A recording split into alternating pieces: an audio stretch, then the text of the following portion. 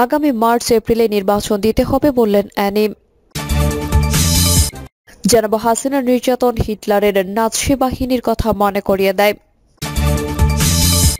এদিকে ট্রাইব্যুনালে সাংবাদিকদের কেন আনন্দ করতে বললেন ইনোম। এদিকে শেখ হাসিনা কোথায় জানতে চাইলেন ট্রাইব্যুনাল।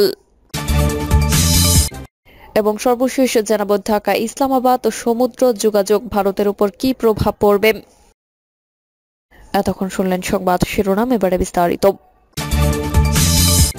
আগামী মার্চ এপ্রিলে নির্বাচন দিতে হবে বললেন অ্যানি। বিএনপির যুগ্ম মহাসচিব শহীদ উদ্দিন চৌধুরী অ্যানি বলেছেন, সংস্কারের জন্য 3 মাসের বেশি সময় দরকার হওয়ার কথা নয়। জনগণ দ্রুত নির্বাচন চাই, তাই আগামী মার্চ বা এপ্রিল মাসে নির্বাচন দিতে হবে। অ্যানি বললেন, ক্ষমতায় থেকে লাখ লাখ কোটি টাকা লুটপাট করেছে আওয়ামী লীগ, এখন সেই টাকা দিয়ে দেশ ও জাতির বিরুদ্ধে ষড়যন্ত্র করছে। বিগত 15 থেকে 16 বছরের আন্দোলনে কেউ গুম খুন হয়েছে, কেউ হামলা মামলা শিকার হয়েছে।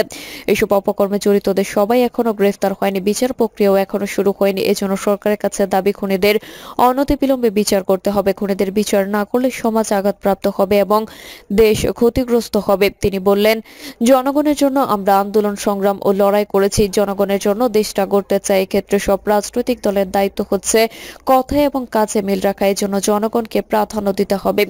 শেখ হাসিনা দেশে থেকে পালিয়ে গেলেও ষড়যন্ত্র পালায়নি। হাসিনা ভারতে বসে দেশ ও জাতির বিরুদ্ধে ষড়যন্ত্র করছে। এই সমস্ত ষড়যন্ত্রের বিচার আমাদের সজাগ থাকতে হবে। হাসিনার নির্যাতন হিটলারের নাৎসি বাহিনীর কথা মনে করিয়ে দেয়।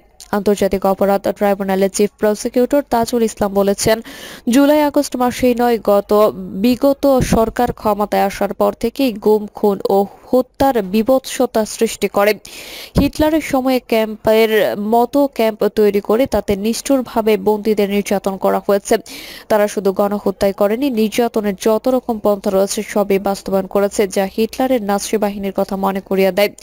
তাজুল ইসলাম বলেন, বিগত সরকারে যারা গুরুত্বপূর্ণ পদে ছিলেন তাদের মধ্যকার 13 জনকে সোমবার অপরাধ ট্রাইব্যুনালে হাজির করা হয়েছে।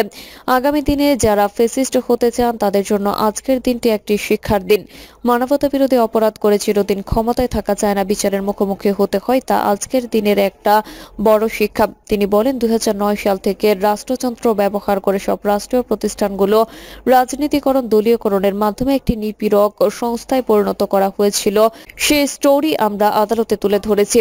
একটি পরিবারকে ক্ষমতায় রাখার উদ্দেশ্যে পিলখানা হত্যাকাণ্ড, শাপলা চত্বরে হত্যাকাণ্ড ছাড়া নির্বাচন ব্যবস্থা ধ্বংস করে ফেলা হয়েছিল। আজকের সব অপরাধের প্রধান দায় শেখ হাসিনার জুলাই অভ্যুত্থানে 56,000 বর্গ মাইল জুড়ে টার্গেটের ভিত্তিতে হত্যাযজ্ঞ চালানো হয়েছে এবং তদন্ত সমাপ্ত করে বিচারের উপযোগী একটি প্রতিবেদন দিতে আমরা 2 মাস সময় চেয়েছিলাম। আদালত 1 মাস সময় মঞ্জুর করেছেন। আয়নাঘর নিয়ে এক প্রশ্নের জবাবে তিনি বলেন, বিগত সরকার ক্ষমতায় আসার পর থেকে ক্যাম্পে নিয়ে গুম খুনের ঘটনা তারা ঘটিয়েছে। দ্বিতীয় বিশ্বযুদ্ধের সময় হিটলারের নাৎসি বাহিনীর ক্যাম্পগুলোর সঙ্গে তুলনীয় ছিল বিগত সরকারের গুম খুনের ঘটনা। তারা শুধু যে গণহত্যা করেছে শুধু তাই নয়। চিফ প্রসিকিউটর বলেন, 1 নম্বর আসামি শেখ হাসিনা, তিনি ভারতে পালিয়ে আছেন।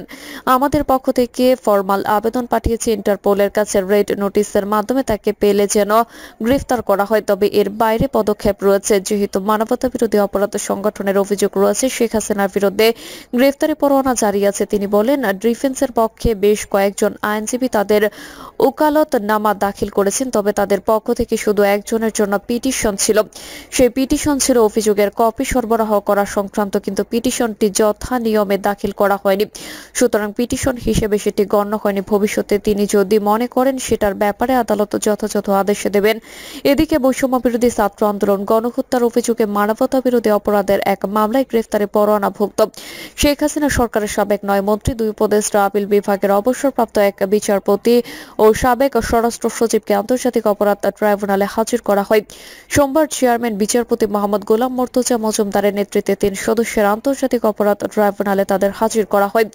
ট্রাইব্যুনালের অন্য 2 সদস্য হলেন বিচারপতি মোহাম্মদ শফিউল আলম মাহমুদ এবং বিচারক মোহাম্মদ মুহিতুল হক এনাম চৌধুরী। গত 17 অক্টোবর পৃথক 2 আবেদনে সাবেক প্রধানমন্ত্রী শেখ হাসিনা সহ সংশ্লিষ্টদের বিরুদ্ধে গ্রেফতারি পরোয়ানা জারি করা হয়। ট্রাইব্যুনালে সাংবাদিকদের কেন আনন্দ করতে বললেন ইনোম। জুলাই আগস্টের গণহত্যা ও মানবতাবিরোধী অপরাধে জড়িত থাকার অভিযোগে গ্রেফতার হওয়া সাবেক ৯ মন্ত্রীসহ ১৩ জনকে আন্তর্জাতিক অপরাধ ট্রাইব্যুনালে হাজির করা হয় সোমবার। কড়া নিরাপত্তায় সকাল ১০টা থেকে প্রিজন ভ্যানে করে আসামিদের ট্রাইব্যুনালে হাজির করা হয়। পরে তাদের গ্রেফতার দেখিয়ে কারাগারে পাঠানোর নির্দেশ দেন ট্রাইব্যুনাল। ট্রাইব্যুনাল থেকে কারাগারে নেওয়ার সময় আসামিদের অনেকেই হাসি মুখে দেখা যায়। তবে এর মধ্যে সাংবাদিকদের দিকে হাত নাড়িয়ে হাসানুল হক ইনু বললেন, সবাই হাসেন আর আনন্দ করেন, এর বাইরে আর কোনো কথা বলতে দেখা যায়নি। ইনুকে এদিকে হাত জোর করে দোয়া চাইতে দেখা গেছে সাবেক ডাক, টেলিযোগাযোগ ও তথ্য প্রযুক্তি প্রতিমন্ত্রী জুনায়েদ আহমেদ পলককে। এ সময় সাংবাদিকদের উদ্দেশ্য করে হাত দিয়ে মোনাজাত ইঙ্গিত করে দোয়া চেয়েছেন সাবেক এই প্রতিমন্ত্রী। এর আগে গত ২৭ অক্টোবর আন্তর্জাতিক অপরাধ ট্রাইব্যুনাল জুলাই আগস্ট গণহত্যার মামলায় কারাবন্দী সাবেক ২ উপদেষ্টা, সাবেক ১০ মন্ত্রী, ১ সেনা কর্মকর্তা ও সাবেক ১ সচিব, ১ বিচারপতি সহ ২০ জনকে হাজির করতে নির্দেশ দেন। এর মধ্যে ১৪ জনকে ১৮ নভেম্বরের হাজির করতে বলা হয়। শেখ হাসিনা কোথায় জানতে চাইলেন ট্রাইব্যুনাল। জুলাই আগস্টের গণহত্যার ঘটনায় মানবতাবিরোধী অপরাধের অভিযোগে দায়ের করা মামলার আসামি শেখ হাসিনার গ্রেফতারের অগ্রগতি জানতে চেয়েছেন আন্তর্জাতিক অপরাধ ট্রাইব্যুনাল। আগামী ১৭ ডিসেম্বরের মধ্যে অগ্রগতি প্রতিবেদন আদালতে দাখিল করতে বলা হয়েছে। এর আগে শেখ হাসিনার বিরুদ্ধে মামলার তদন্ত শেষ করতে আদালতে সময় প্রার্থনা করেন chief prosecutor Mohammad Tajul Islam. Tribunal এ সময় জানতে চান শেখ হাসিনা কোথায়। তখন তাজুল ইসলাম বলেন, ৫ আগস্ট গণঅভ্যুত্থানের দিন শেখ হাসিনা পালিয়ে গেছেন। আইনশৃঙ্খলা বাহিনীর মাধ্যমে আমরা জানতে পেরেছি শেখ হাসিনা বর্তমানে ভারতে অবস্থান করছেন। ইন্টারপোলের মাধ্যমে তাকে ফিরিয়ে আনতে পদক্ষেপ নেওয়া হয়েছে। এছাড়া ভারত ও বাংলাদেশের মধ্যে যে বন্দি বিনিময় চুক্তি রয়েছে, সেই চুক্তি অনুযায়ী শেখ হাসিনাকে ফিরিয়ে দিতে ভারতকে অনুরোধ জানাবে সরকার। পরে জুলাই আগস্টের গণহত্যার ঘটনায় মানবতাবিরোধী অপরাধের অভিযোগে দায়ের করা ২ মামলায় শেখ হাসিনা, ওবায়দুল কাদের সহ ৪৬ জনের বিরুদ্ধে তদন্ত ১ মাসের মধ্যে শেষ করার নির্দেশ দেন ট্রাইব্যুনাল। তদন্ত শেষ করে আগামী ১৭ ডিসেম্বর প্রতিবেদন দাখিল করতে বলা হয়েছে।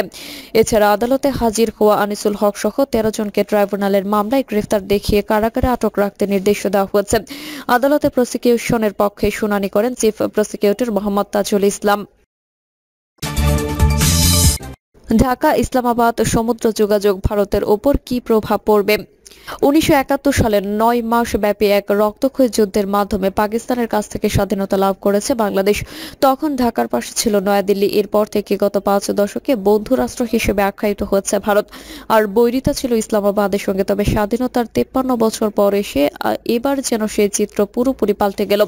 শেখ হাসিনাকে আশ্রয় দিয়ে বর্তমানে অন্তর্বর্তী সরকারের সঙ্গে ভারতের বৈরিতা বেড়েছে, আর এদিকে পাকিস্তানের সঙ্গে নতুন লেনাদেনা শুরু করেছে ঢাকা। সম্প্রতি দেশটির একটি পণ্যবাহী জাহাজ চট্টগ্রাম বন্দরে নোঙর করেছে। করাচি থেকে আসা জাহাজটি বাংলাদেশের দক্ষিণ পূর্ব উপকূলে সফলভাবে কন্টেইনার খালাস করেছে। বহু বছর পর পাকিস্তান ও বাংলাদেশের মধ্যে সরাসরি সামুদ্রিক সংযোগ ভারতের নিরাপত্তার উপর প্রভাব ফেলবে বৈকি। সরাসরি করাচি থেকে চট্টগ্রামে জাহাজ, পানামার পতাকাবাহী ১৮২ মিটার লম্বা কন্টেইনার জাহাজ উইয়ান শিয়াংফাজান পাকিস্তানের করাচি থেকে বাংলাদেশের চট্টগ্রামের উদ্দেশ্যে যাত্রা করেছিল। চট্টগ্রামের শীর্ষ কর্মকর্তা ওমর ফারুক জানান, গত ১১ নভেম্বর জাহাজটি বাংলাদেশে পণ্য খালাস করে বন্দর ছেড়ে যায়। চট্টগ্রাম বন্দর কর্তৃপক্ষ জানিয়েছে জাহাজটি পাকিস্তান ও সংযুক্ত আরব আমিরাত থেকে বাংলাদেশের প্রধান পোশাক শিল্পের কাঁচামাল এবং মৌলিক খাদ্য সামগ্রী সহ পণ্য নিয়ে এসেছে। পাকিস্তানি পণ্য আগে সরাসরি এভাবে বাংলাদেশে আসতো না। সাধারণত ফিডার জাহাজে করে শ্রীলঙ্কা, মালয়েশিয়া বা সিঙ্গাপুর হয়ে বাংলাদেশে আসতো। তবে সেপ্টেম্বরে ডক্টর মোহাম্মদ ইউনূসের নেতৃত্বাধীন নতুন অন্তর্বর্তীকালীন সরকারের অধীনে বাংলাদেশ পাকিস্তানি পণ্যের উপর আমদানি নিষেধাজ্ঞা শিথিল করে। সরাসরি সমুদ্র সংযোগ স্থাপনের বিষয়টিকে বাংলাদেশের অন্তর্বর্তীকালীন সরকারের পাকিস্তানের সঙ্গে দৃঢ় সম্পর্ক স্থাপনের একটি প্রচেষ্টা হিসেবে দেখা হচ্ছে। এ নিয়ে ফেসবুকে এক পোস্টে ঢাকায় নিযুক্ত পাকিস্তানের রাষ্ট্রদূত সৈয়দ আহমেদ ফারুক লিখেছেন, দুই দেশের বাণিজ্য বৃদ্ধির ক্ষেত্রে সরাসরি জাহাজ চলাচল রোধ একটি বড় পদক্ষেপ। হাসিনা ও পাকিস্তান ১৯৭১ সালে মুক্তিযুদ্ধের পর পাকিস্তান ও বাংলাদেশে বিভক্ত হয়। ওই যুদ্ধে প্রায় ৩০ লাখ বাঙালি নিহত হয়েছে। হাজার হাজার নারীকে ধর্ষণ ও নির্যাতন করা হয়েছে। বাংলাদেশের জাতীয় মানুষে এসব গভীরভাবে দাগ কেটে আছে। এসব স্মৃতির কথা স্মরণ করবে পূর্ব পাকিস্তান অর্থাৎ বর্তমান পাকিস্তান। একাধিকবার ক্ষমাও চাইতে বলেছিল শেখ হাসিনা সরকার, তবে পাকিস্তান আনুষ্ঠানিকভাবে কখনো তা করেনি। মুক্তিযুদ্ধের পর থেকে পাকিস্তান ও বাংলাদেশের মধ্যে দ্বিপাক্ষিক সম্পর্ক তিক্ত হয়ে উঠেছে। বিশেষত ঢাকায় শেখ হাসিনার শাসনামলে তা সবচেয়ে বেশি হয়েছে, যার কেন্দ্রীয় রাজনৈতিক এজেন্ডা ছিল নৃশংস যুদ্ধের সময় পাকিস্তানের দ্বারা সংঘটিত নৃশংসতার জন্য ন্যায় বিচার প্রতিষ্ঠা করা। তিনি তা করেছিল। শেখ হাসিনা ও ভারত। শেখ হাসিনা যখনই ক্ষমতায় ছিলেন বাংলাদেশকে ভারতের খুব কাছাকাছি নিয়ে গেছেন। বাংলাদেশের মুক্তিযুদ্ধে নয়াদিল্লির সহায়তার সৌজন্যে বাংলাদেশিদের সঙ্গে ভারতের ঘনিষ্ঠ সম্পর্ক গড়ে তুলেছেন তিনি। সমালোচিত সাবেক প্রধানমন্ত্রী ও তার পরিবারের সঙ্গে নেহরু গান্ধী পরিবারের ঘনিষ্ঠ ব্যক্তিগত সম্পর্ক ছিল বলে শোনা যায়। যখন তার শাসন আমলের বিরুদ্ধে ছাত্র নেতৃত্বাধীন বিপ্লব সারা দেশে ছড়িয়ে পড়ে, নয়াদিল্লির সঙ্গে তার সম্পর্ক তাকে 5 আগস্ট ভারতে পালিয়ে যেতে সহায়তা করেছিল। আর স্বৈরাচারী হাসিনার সরকারের পতনের পর নয়াদিল্লির সঙ্গে বাংলাদেশের সম্পর্কের অবনতি ঘটে। প্রিয় দর্শক, এই ছিল এখনকার সর্বশেষ সংবাদ। আপডেট সব সংবাদ পেতে চ্যানেলটি সাবস্ক্রাইব করে বেল আইকনটি ক্লিক করে রাখুন।